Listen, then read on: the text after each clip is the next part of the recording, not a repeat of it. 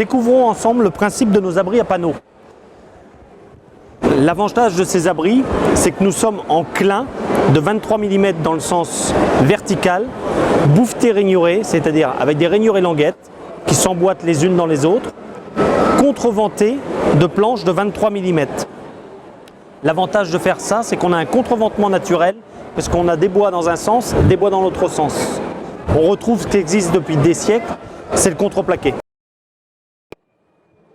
Découvrons ensemble la notice de montage de nos abris à panneaux, qui sont très faciles à monter car ils sont pré-montés en usine.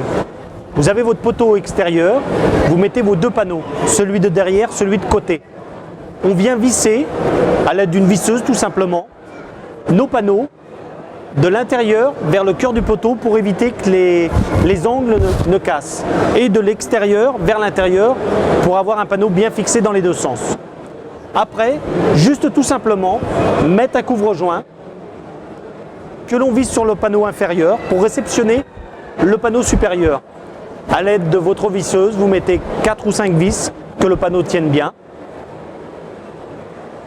Et là, on coulisse dans les coulisses le deuxième panneau supérieur. Ensuite, nous mettons le poteau de façade, toujours le même principe de vissage. Les vis sont fournies avec nos modules. Donc vous vissez toujours dans le même principe, de l'extérieur vers le cœur du poteau. Une fois que tous vos panneaux sont bien fixés, on va pouvoir mettre le deuxième couvre-joint pour réceptionner notre couverture.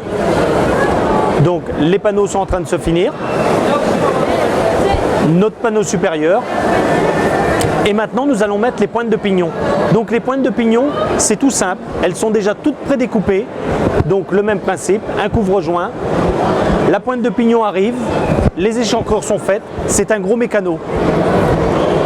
Nous vissons nos pointes de pignon.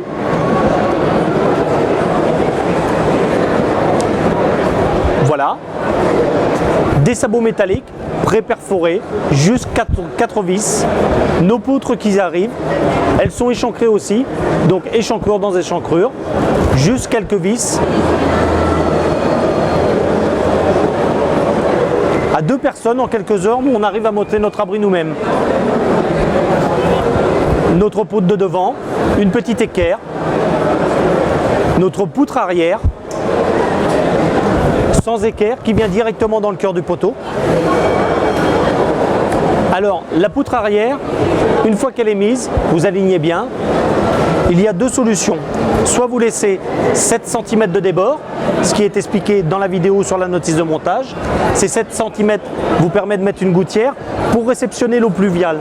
Soit vous laissez 20 cm pour éviter de mettre une gouttière et que l'eau parte directement sur le terrain.